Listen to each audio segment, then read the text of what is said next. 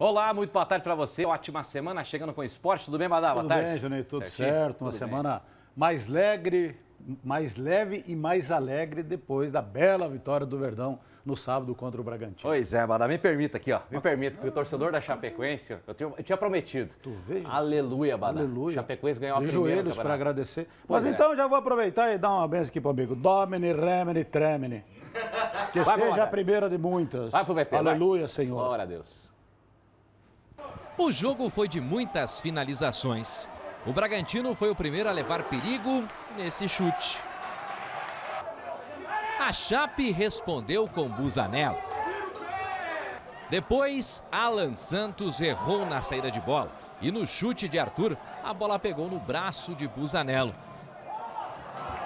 Com a ajuda do VAR, o árbitro marcou pênalti para o time da casa. Arthur bateu e abriu o placar para o Bragantino.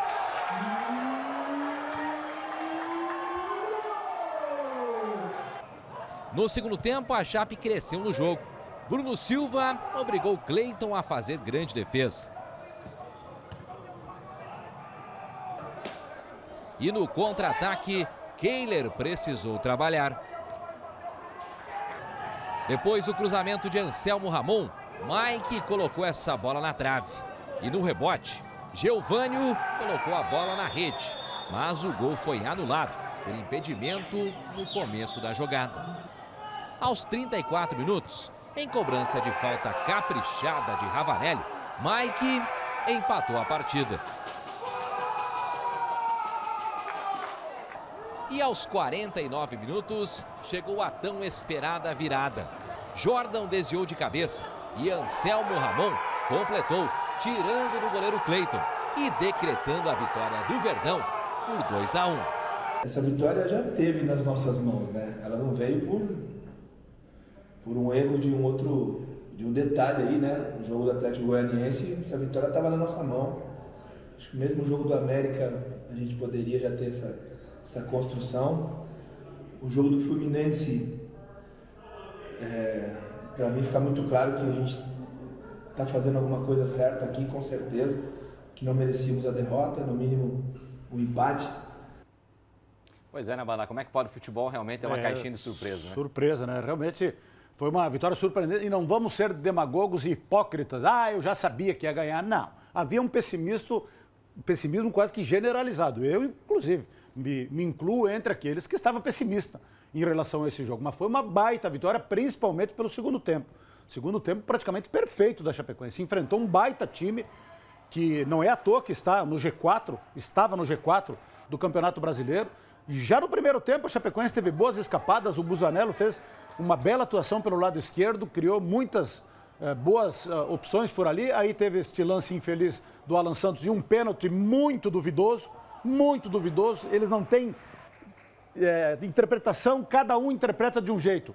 Não adianta. Cada árbitro, cada VAR, cada analista interpreta de uma maneira, porque em alguns lances isso eles marcam pênalti, em outros lances não marcam pênalti. Na Série B, logo depois do jogo da Chapecoense, teve um lance muito parecido no jogo do CRB contra o Goiás, que a arbitragem não marcou. Então é questão de interpretação, e aí o seu Marcelo de Lima Henrique marcou o pênalti, que o Bragantino fez 1-0, sendo que o Bragantino não pressionava, não sufocava, a Chapecoense marcava bem e tinha boas escapadas pelo lado esquerdo com o Busanello. Tá aí o Arthur, com a sua qualidade, bateu e fez 1-0. Mas foi só também praticamente isso que fez o Bragantino no jogo inteiro. No segundo tempo, a Chapecoense melhorou, as alterações do Pintado deram muito certo, e aí o técnico tem muito mérito na vitória. O Ravanelli entrou bem na bola parada, o Mike cresceu muito no segundo tempo, o Anselmo Ramon entrou muito bem, o próprio Geovânio entrou bem, poderia ter feito inclusive o gol naquele lance do Geovânio, que cruzou e o Anselmo Ramon mandou na trave, aí um contra-ataque, porque o Bragantino jogou no contra-ataque no segundo tempo. Aqui a gente viu um time propondo o jogo, no primeiro jogo aqui em Chapecó, se movimentando com velocidade, envolvendo a Chapecoense, mas no segundo tempo a Chapecoense envolveu completamente o time do Bragantino. Aí o gol que foi anulado, depois tem uma bola na trave do Anselmo Ramon. Fato é que o segundo tempo da Chapecoense foi muito bom. Talvez o melhor segundo tempo da temporada. E mereceu muito a vitória. Parabéns para o Pintado, parabéns para os jogadores. O que vai acontecer no campeonato a gente não sabe, mas essa primeira vitória demorou muito. E ela veio, em boas condições e de maneira elogiável. É momento de reconhecer e valorizar esta bela vitória do Verdão. Está aí o Mike fazendo o primeiro gol e depois o Anselmo Ramon vai fazer o segundo. Que bela vitória do Verdão para dar um alívio geral, né? Causou um alívio e uma alegria muito grande, principalmente para o treinador e para os jogadores que estavam realmente muito pressionados. Que siga assim, né, Balá? Que siga a Chapecoense vencendo as partidas aí pra frente, né? Agora vamos destacar a vitória do Grêmio, hein? Ontem o tricolor gaúcho do Filipão venceu o vozão do Thiago Nunes. Diego Souza aproveitou o cruzamento de Alisson e fez o primeiro do Grêmio aos 42 minutos do primeiro tempo. 3 minutos depois, Ferreira fez boa jogada e bateu no cantinho para fechar a conta. Placar final na Arena, Grêmio 2, Ceará 0.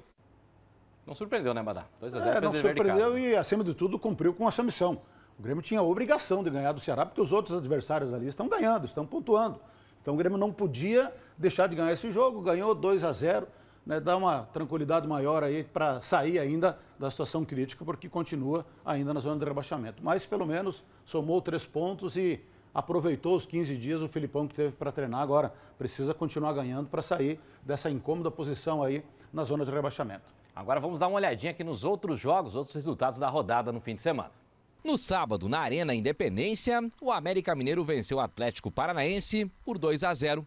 O Juventude perdeu em casa para o Cuiabá por 2-1. E o Santos ficou no empate sem gols na Vila com o Bahia.